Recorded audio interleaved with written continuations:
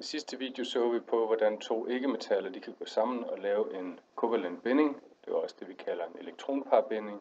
Det kan også hedde en molekylbinding. Kært barn har mange navne. Og i den her video så skal vi så se på, hvordan vi kan forklare molekylers egenskaber. Det skal vi blandt andet gøre ved at sammenligne dem med ionforbindelses egenskaber.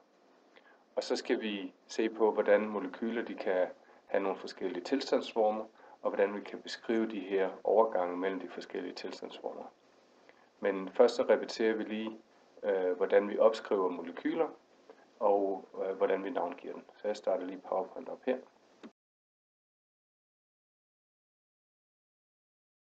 Så i sidste time så vi på, hvordan to ikke-metaller de kan reagere med hinanden og danne den kovalente binding eller elektronparbinding, og derved får de begge opfyldt deres oktetregel. Vi så også på, hvordan man kan opskrive molekylers formler, og her ser vi de tre måder, vi kan gøre det på. Elektronprikformlen, hvor de fælles elektroner de angives med prikker. Strukturformlen, hvor de to prikker, der indgår, eller rettere sagt de to elektroner, der indgår i den kovalente binding, de bliver afbildet som en streg. Og endelig molekylformlen, hvor man har mistet noget information om, hvordan atomerne er bundet sammen, men det er noget lettere at skrive op.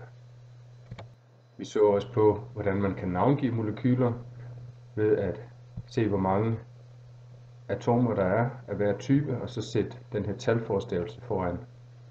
Og vi så, hvordan man kunne sammensætte to ikke-metaller til et molekyle, og hvordan man navngav det. Vi snakkede også om, at mange af de molekyler, man støder på i sin hverdag, de har trivialnavne, og dem bruger man fortrinsvis. Derfor så siger man ikke dihydrogenoxid omkring H2O, men det kalder vi blot for vand.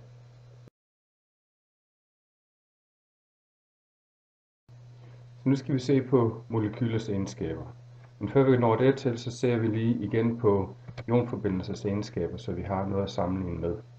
Så ionforbindelser de består af mange ioner, og derfor så angiver man blot forholdet mellem ionerne, når man skal skrive dem op.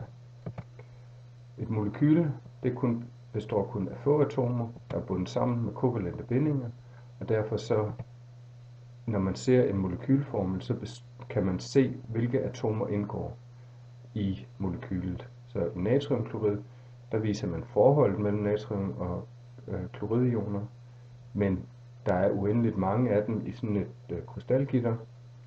I vand derimod, så består et enkelt vandmolekyl udelukkende af 2 hydrogenatomer og et oxygenatom. Men igen kan man se, hvad forholdet er mellem hydrogen og oxygen. Ionbindingen, det er en stærk binding. Det er her, hvor den positivt ladede metalion og den negativt ladede ikke-metalion, de holder rigtig godt fast i hinanden. Og fordi ionbindingen er stærk, så skal der meget energi til at nedbryde krystallen. Den kovalente binding, den er også stærk. Derfor så skal der meget energi til at nedbryde et molekyle. Så hvis jeg skal have skilt hydrogen fra oxygen, så kræves der rigtig meget energi, for at det kan ske. Fordi, som sagt, den kovalente binding er også en stærk binding. Men derimod bindingerne mellem molekylerne, altså bindingen fra et vandmolekyl til et andet vandmolekyl, den binding den er svag. Så derfor så skal der ikke ret meget energi til at adskille molekyler fra hinanden, forholdsvis.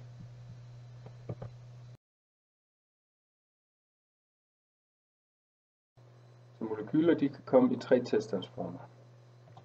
De kan være på fast form, hvor de er i et ordnet gitter, et molekylgitter. De kan være på væskeform, hvor at bindingen mellem molekylerne er lidt løsere, der er mere energi til stede. Og de holder ikke så godt fast i hinanden. Og til sidst så kan vi have dem på gasform, hvor molekylerne fuldstændig har slukket kontakten med hinanden, og de bevæger sig frit rundt. I reaktionsskemaer der vil vi angive de her forskellige tilstandsformer ved at tilføje et lille S efter faststof, et L efter et molekyl, der er på væskeform, og et G på molekyler, der er på gasform. Hvis vi skal prøve at se et eksempel her.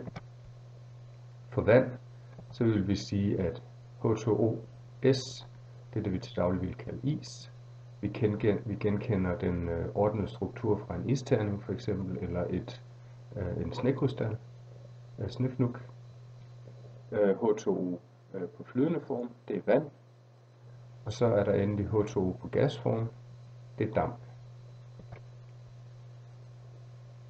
Det, der bestemmer, om et stof er på fast, flydende eller gasform ved stuetemperatur, det er styrken af den binding, de har til hinanden, og det er det, man kalder for de intermolekylære kræfter, altså hvor kraftigt holder de fast i hinanden.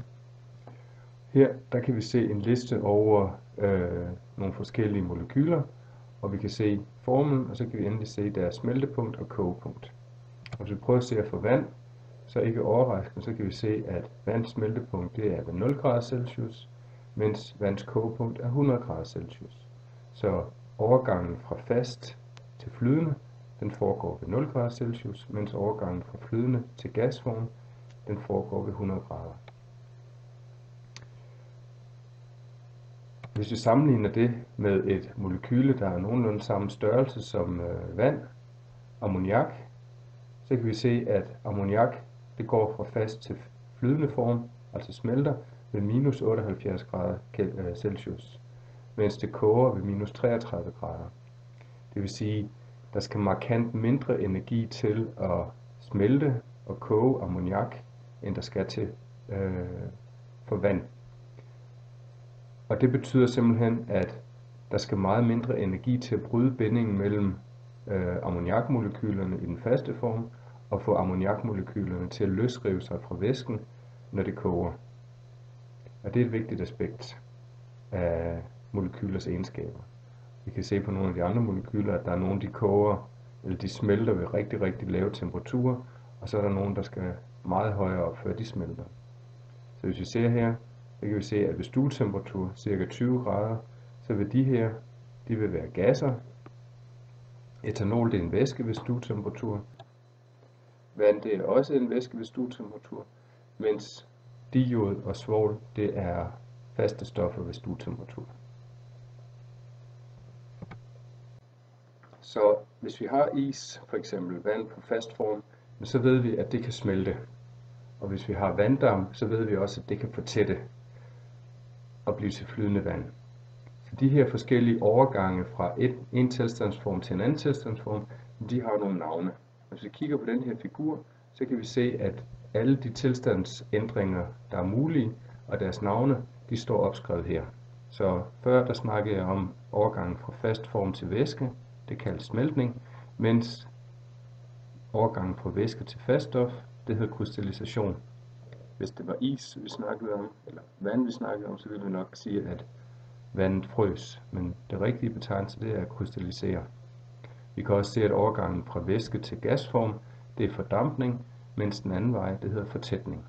Og det er det, vi for eksempel ser på badeværelsespejlet, når vi tager et brusebad.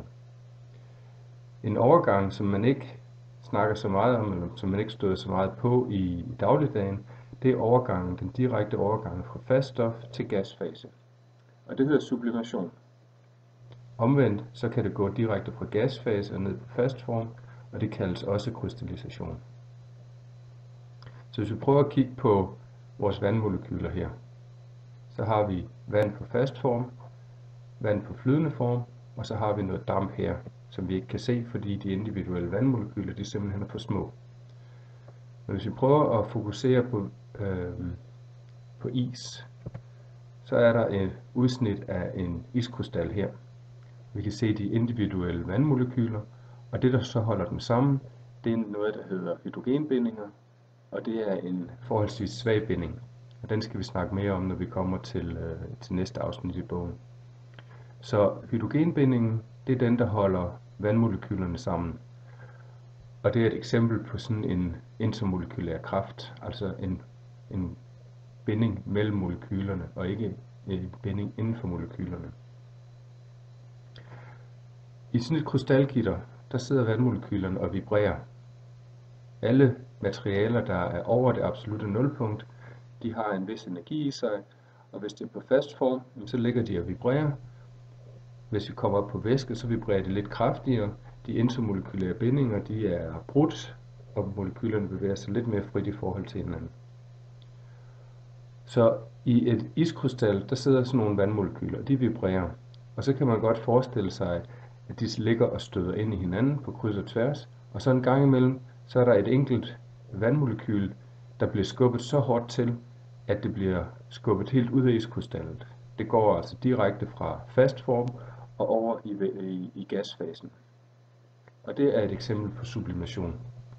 Man kunne også forestille sig, at et vandmolekyl stødte ind i en iskrystal og satte sig fast.